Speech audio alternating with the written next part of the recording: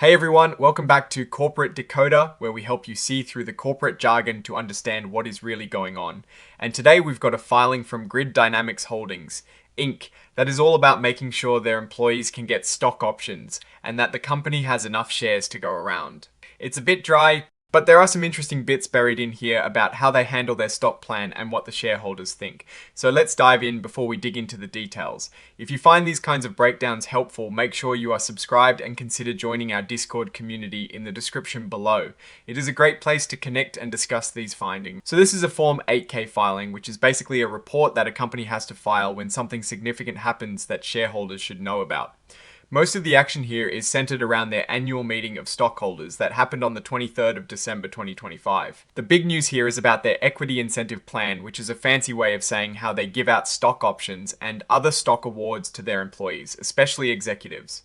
On the 23rd of December 2025, the shareholders approved an amendment to their 2020 equity incentive plan. What this essentially means is they're increasing the number of shares available for these stock awards by 3.5 million.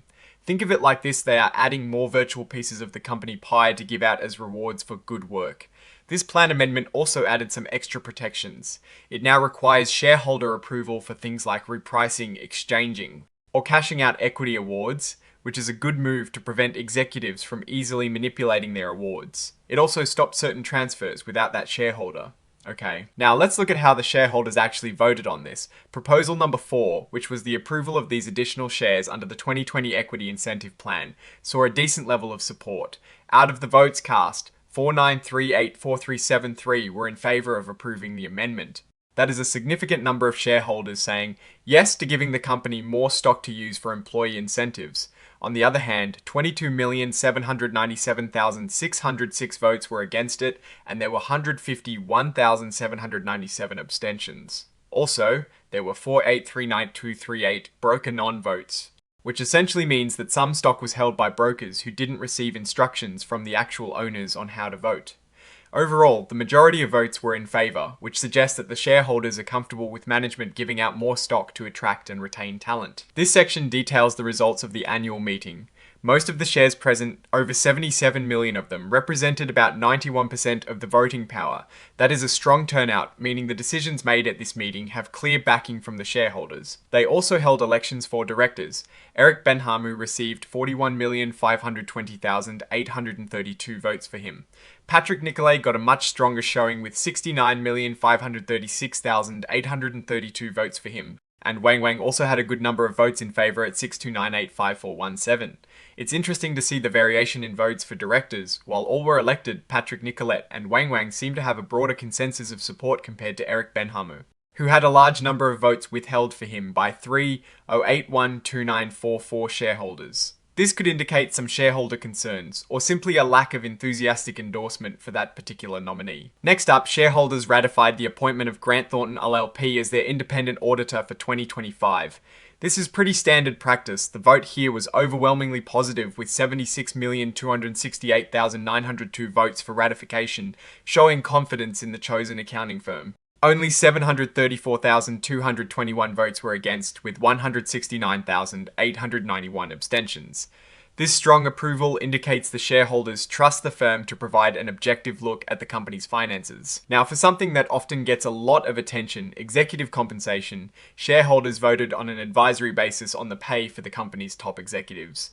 The results here were quite split: 409,854. 29 votes were cast in favour of the executive compensation, while a substantial 31,195,019 votes were cast against it.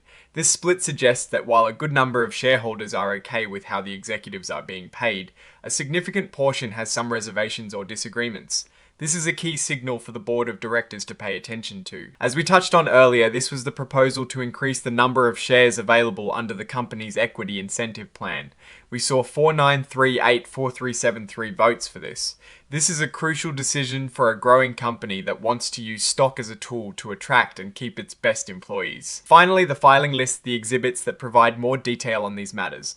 The most relevant one here is Exhibit 10.1, which is the actual amendment to the Grid Dynamics Holdings, Incorporated 2020 Equity Incentive Plan. This is where you'd find all the technical language and specifics of the changes approved. So, what is the story here? Grid Dynamics Holdings Incorporated held its annual meeting and got shareholder approval to make it easier to grant stock awards to its employees by increasing the pool of available shares. This is generally seen as a positive for companies that want to compete for talent. We also saw that shareholders are paying attention to executive compensation, with a significant number expressing concern through their votes. While the director elections were passed, the split vote for Eric Ben-Hamu is something to keep an eye on. On the whole, the company seems to be moving forward with its plans to incentivize employees. And the shareholders have given their general blessing, though with some noted opinions on executive pay. Now, looking at these results, Grid Dynamics Holdings, Inc. appears to be focused on its long-term growth by investing in its human capital through stock incentives. The split vote on executive compensation is a notable risk, as it can signal underlying dissatisfaction that could impact morale or future shareholder engagement. However, the strong approval for the auditor and the overall majority support for the equity plan suggest a foundational level of trust in the company's operational and governance direction. A key opportunity for the company will be to clearly communicate how this expanded equity pool will be used strategically to drive performance and shareholder value. Alright, that is our breakdown of Grid Dynamics Holdings, Inc.'s latest filing. What is your take on these numbers and what they signal for the company's future? Drop your thoughts in the comments. If this analysis was valuable, hitting that like button really helps, and subscribe for more deep dives. Don't forget to check out the Discord in the description. Thanks for watching. See you next time.